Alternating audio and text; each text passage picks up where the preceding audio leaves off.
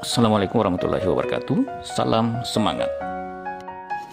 Sebelum kita memulai kegiatan pembelajaran hari ini, simaklah puisi berikut.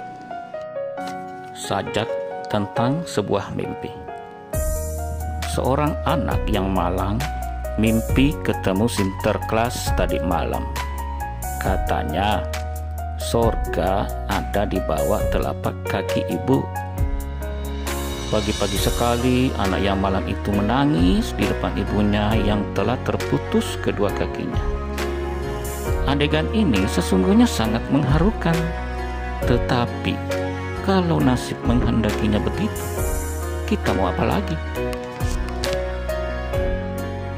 Nah, para siswa hebat yang saya cintai dan banggakan, setelah membaca atau mendengar puisi tadi, mungkin di pikiran kalian ada terbersit anggapan seperti penyair kurang cermat mengangkat tema kesedihan tentang anak yang malang, atau puisi tersebut tidak menggunakan diksi indah, atau isi puisi tersebut menyentuh hati.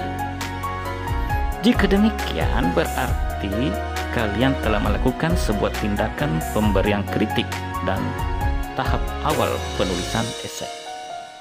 Karena ketiga kalimat seperti tadi itu adalah bagian pernyataan pendapat pada sistematika, kritik, dan esai.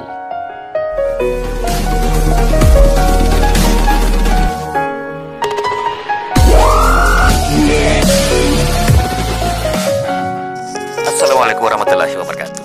Selamat berjumpa kembali pada video pembelajaran bahasa Indonesia. Nah, pada video pembelajaran kali ini akan dibahas materi KD 36, menganalisis sistematika dan kebahasaan, kritik, dan esai.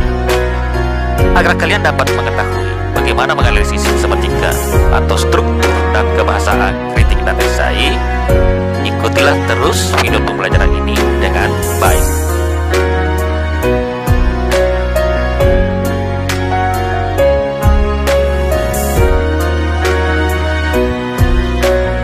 Nah, para siswa hebat, apakah itu kritik dan esai?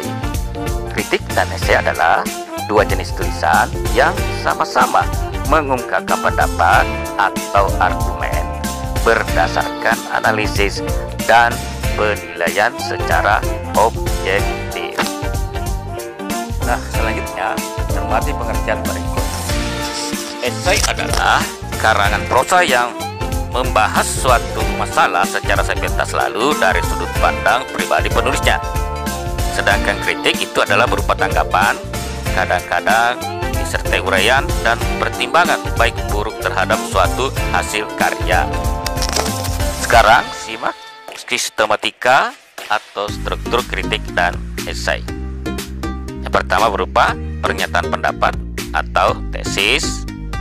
Kemudian yang kedua berupa argumentasi, dan yang ketiga penegasan ulang.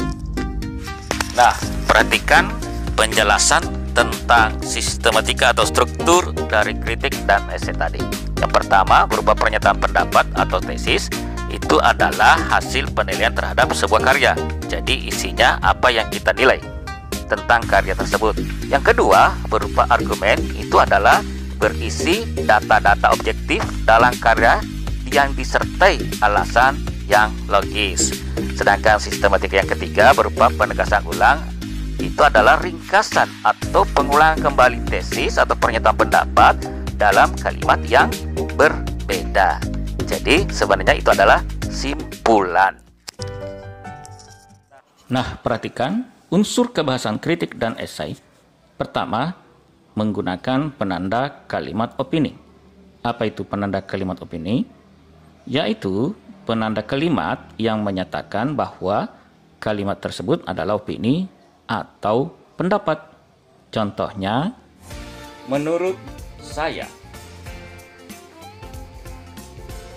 sekitar, kira-kira, alangkah baiknya atau alangkah bagusnya, akan jika seandainya pasti, dan terakhir sepertinya. Nah, yang kedua adalah menggunakan kalimat efektif. Yang ketiga menggunakan kata yang baku. Nah, syarat kalimat efektif yaitu pertama tidak ambigu, yang kedua logis, yang ketiga kohesi dan koherensi, kepaduan maknanya, yang keempat sesuai EYD atau PUEBI, yang kelima struktur fungsinya benar, yang keenam hemat kata. Hemat kata maksudnya menggunakan kalimat yang tidak berlebih atau dua kata yang sama maknanya. Contoh, agar dan supaya, sebab, karena, maju ke depan, mundur ke belakang, dan sebagainya. Nah, sebagai latihan, bacalah dengan saksama kritik dan esai berikut.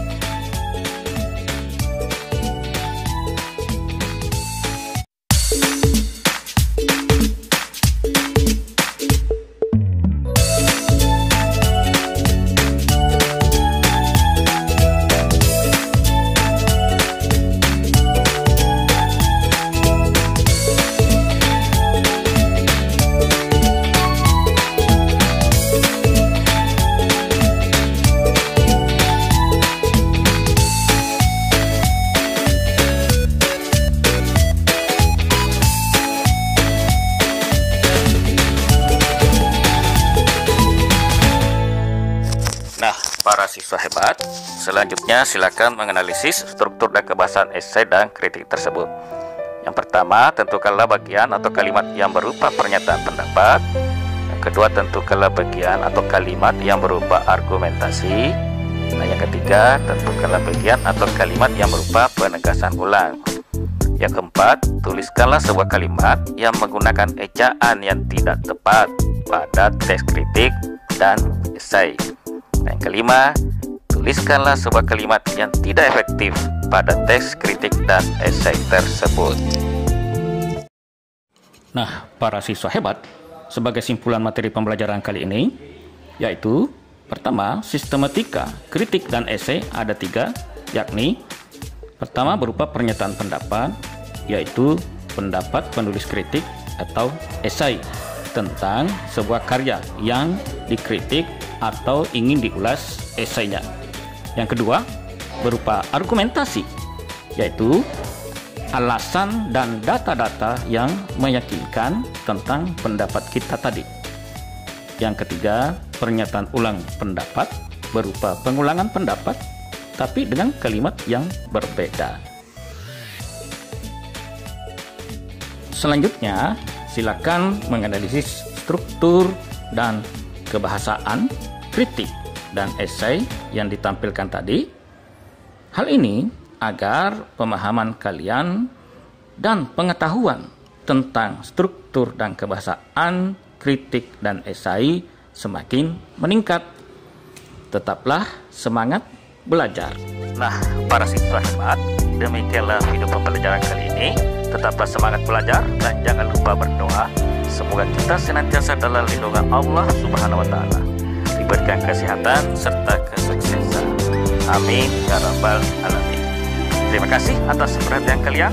Assalamualaikum warahmatullahi wabarakatuh.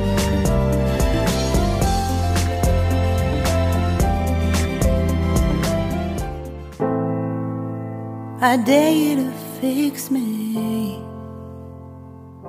I'm crossing the line again, falling on